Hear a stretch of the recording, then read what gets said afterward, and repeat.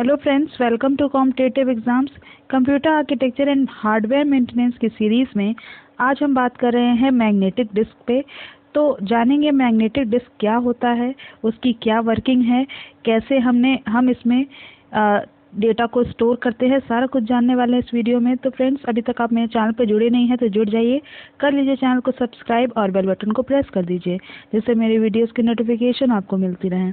तो चलिए इसी के साथ मैग्नेटिक डिस्क को शुरू करते हैं डिस्कस करना। तो जो आपका मैग्नेटिक डिस्क होता है वो बेसिकली क्या है? तो मैग्नेटिक डिस्क एक सर्कुलर प्लेट होता है, ठीक है। तो मैग्नेटिक डिस्क क्या है? एक सर्कुलर प्लेट है, ठीक है, जो कि आपका मेटल का बना होता है या फिर किसी प्लास्टिक कोटेड होता है, जो कि आपका प्लास्टिक मैग्नेटाइज मटेरियल से कोटेड होता है, ठीक है। तो बेसिकली आप जो मैग्नेटिक डिस्क को कह सकते हैं एक ऐसा सर्कुलर प्लेट जो कि मेटल या फिर किसी प्लास्टिक का बना होता है, और उस प्लास्टिक पे क्या होता है, मैग्नेटाइज मटेरियल जो है वो कोटेड होता है, ठीक है। और ये आपका इस तरह से मैग्नेटिक डिस्क होता है, सर्कुलर प्लेट, ठीक है। तो इस सर्कुलर प्लेट पे ही हम क्या करते हैं, डेटा को इस तरह से स्टोर करते हैं, ठीक है। तो अब हम ये जो पूरा जो डिस्क है इसके हम दोनों साइड लिखते हैं, ठीक है, यानी इस बी डायरेक्शन में लिखते हैं और इधर भी, यानी दोनों प्लेट के दोनों साइड हम डिस्क को यूज़ करते हैं। और ऐसे ही कई सारी डिस्क, ठीक है, कई सारी डिस्क को हम एक स्पिंडल में, स्पिंडल इस तरह का होता है, ठीक है, यानी सिलेंडर के तरह का स्ट्रक्चर होता है। इस स्पिंडल में ही हम क्या करते हैं, बहुत सारी ऐसी ही मैग्नेटिक डिस्क को स्टैक करते हैं, ठीक है, यानी एक के ऊपर एक रखते हैं। तो ये आपका अगर स्पिंडल है मान लीजिए, तो यहाँ पे सबसे पहले हम एक मैग्नेटिक डिस्क को रखेंगे, इसके ऊपर स्टैक करेंगे एक और को, इसी तरह से हम जितनी भी सारी हमारी मैग्नेटिक डिस्क होंगी उसको हम इसी तरह से रखते जाएंगे स्टैक के फॉर्म में स्पिंडल पे, ठीक है। और इसमें साथ साथ में आपका लगा होता है एक रीड राइट हेड, ठीक है। तो एक रीड राइट हेड होगा जो कि क्या करेगा, डेटा को रीड या राइट करने के लिए यूज़ किया जाता है, ठीक है। यानी हर एक सरफेस पे, ये आपका एक प्लेट हुआ, एक सरफेस हुआ, यानी हर एक सरफेस पे आपका क्या होता है, ऐसे ही आपका लगा होता है एक रीड राइट हेड, ठीक है। और सारी जो डिस्क होती हैं, जो जितनी स्पिंडल पे डिस्क ये लगी हुई हैं पूरी की पूरी, ये सारी एक साथ रोटेट करती हैं, ठीक है, और हाई स्पीड से रोटेट करती हैं। जो आपके बिट्स होते हैं वो आपके इसी मैग्नेटाइज, जो आपका ये सरफेस होता है, ठीक है, तो इसी पे बिट्स आपकी स्टोर होती हैं ट्रैक्स पे, ठीक है।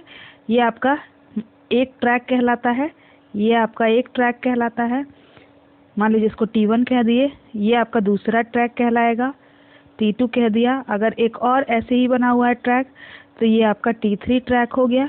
तो आपके यहाँ पे इस तरह से ट्रैक्स लगे होते हैं और ट्रैक्स के अंदर ही आपका बिट्स जो है वो स्टोर होता है, ठीक है, इस मैग्नेटिक डिस्क पे, ठीक है, स्पॉट्स के फॉर्म में।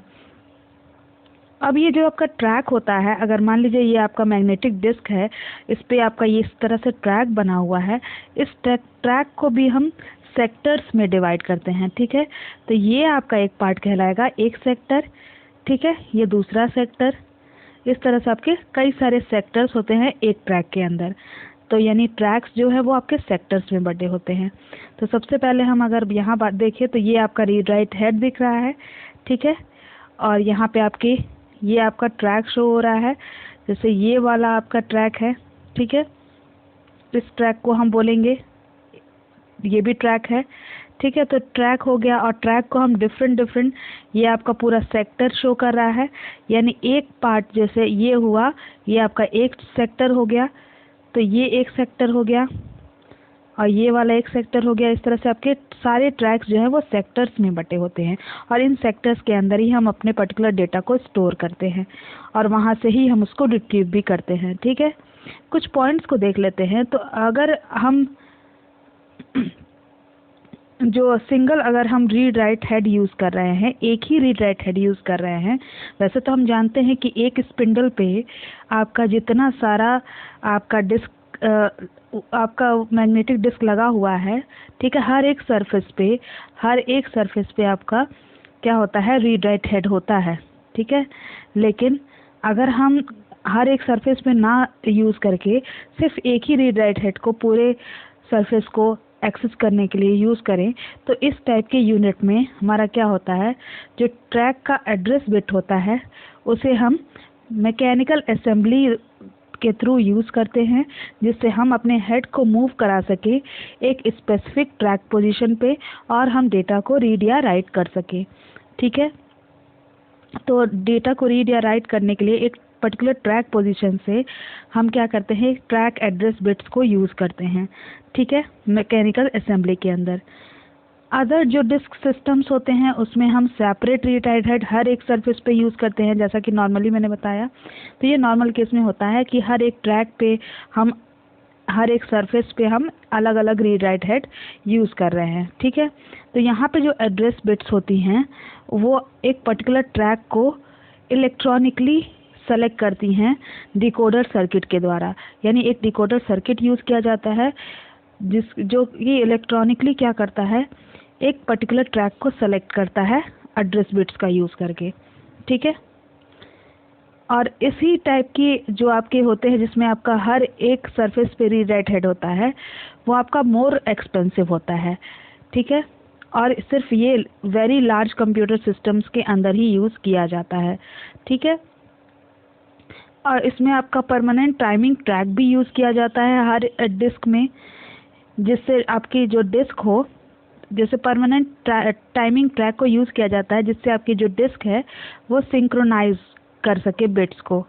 ठीक है। और सेक्टर्स को भी रिकॉग्नाइज कर सके। यानी जो आपकी डिस्क है उसको सारे बिट्स को सिंक्रोनाइज करने के लिए और सेक्टर्स को रिकॉग्नाइज करने के लिए एक परमानेंट टाइमिंग ट्रैक को यूज़ करना होता है। ये जो आपका जिसमें आपका हर एक सरफेस पे आपका रीड राइट हेड अलग अलग होता है। ठीक है। जो आपका डिस्क सिस्टम होता है वो एड्रेस किया जाता है एड्रेस बिट्स के थ्रू। ठीक है। जो कि स्पेसिफाई करते हैं डिस्क नंबर को, डिस्क सरफेस को, यानी कौन सा डिस्क नंबर हम यूज़ कर रहे हैं। ये जो एड्रेस बिट्स होंगी वो बताएंगी कि कौन सा पर्टिकुलर डिस्क नंबर हम यूज़ कर रहे हैं, किस डिस्क सरफेस पे हैं और डिस्क सरफेस पे कौन सा सेक्टर है और कौन सा ट्रैक हम यूज़ कर रहे हैं उस सेक्टर के अंदर। ठीक है। तो जो रीड राइट हेड होता है वो आपका जब हम स्पेसिफिक ट्रैक पे पोजीशन कर देते हैं, यानी जब आपका अगर ये डिस्क है इस पे आपका जो आपका रीड राइट हेड लगा हुआ है, ये एक पर्टिकुलर ट्रैक पे सपोज पहुंच गया अपने पर्टिकुलर ट्रैक पोजीशन पे, तो वहाँ अब क्या होगा, ये रीड राइट हेड क्या करेगा, यहाँ पे आपको सिस्टम को वेट करना होगा जब तक कि जो आपका रोटेटिंग डिस्क जो है वो स्पेसिफाइड सेक्टर पे ना पहुँच जाए। यानी ट्रैक पे पहुँचने के बाद आपको सेक्टर पे पर्टिकुलर सेक्टर पे पहुँचना पड़ेगा जहाँ पे वो डेटा एक्चुअल में रखा हुआ है। ठीक है। तो रीड राइट हेड को सबसे पहले ट्रैक पे पहुँचेगा रीड राइट हेड, फिर उस ट्रैक से फिर पर्टिकुलर सेक्टर पे पहुँचेगा, तब वो डेटा को रिट्रीव कर सकता है या एक्सेस कर सकता है। ठीक है। इंफॉर्मेशन ट्रांसफ़र क्या हो जाता है, फास्ट हो जाता है। यानी अगर इंफॉर्मेशन ट्रांसफ़र को आप फास्ट कर रहे हैं तो जो आपका सेक्टर की बिगिनिंग है वो आप रीच कर सकते हैं। ठीक है। यानी यहाँ पे आपका लिखा हुआ है information transfer is very fast once the beginning of a sector has been reached. यानी एक बार अगर आप सेक्टर पे पहुँच गए, ठीक है, अगर ट्रैक पे आपका रीड राइट हेड पहुंचा था, फिर आपको पर्टिकुलर सेक्टर पे पहुंचना था, तो एक बार जब आप सेक्टर पे पहुंच जाओगे, सपोज आपका रीड राइट हेड यहाँ पर्टिकुलर सेक्टर पे पहुंच गया, तो एक बार सेक्टर पे पहुंचने के बाद जो आपका इंफॉर्मेशन का ट्रांसफ़र होता है वो फास्ट हो जाता है। ठीक है। डिस्क में have multiple heads and simultaneous transfer of bits from several tracks at the same time. यानी अगर आपके डिस्क के अंदर मल्टीपल हेड्स लगे हुए हैं, यानी हर एक सरफेस पे आपका हेड लगा हुआ है, तो क्या होगा, आप एक साथ आप कई सारे बिट्स को ट्रांसफ़र कर सकते हैं और सेवरल ट्रैक्स पे आप एक साथ पहुंच सकते हैं एक ही टाइम पे। ठीक है। और जो आपका ट्रैक होता है एक पर्टिकुलर सेक्टर का जो आपका इसमें a track in a given sector near the circumference is longer than a track. यानी जो आपका ट्रैक होता है उसके अंदर जो सेक्टर होता है उसका जो सर्कमफेरेंस होता है वो लॉन्गर होता है एज कंपेयर टू ट्रैक। ठीक है। To make all the records in a sector of equal length some disks are used as a variable recording density with higher density on tracks। तो जो आपके सारे रिकॉर्ड्स होते हैं उनको एक सेक्टर में इक्वल लेंथ के एक सेक्टर की तरह बनाने के लिए हमें क्या करना होता है, कुछ डिस्क जो होती हैं वो आपकी वेरिएबल रिकॉर्डिंग डेंसिटी को यूज़ करती हैं, उसके साथ साथ आपका हाई डेंसिटी को भी यूज़ करती हैं ट्रैक्स के अंदर।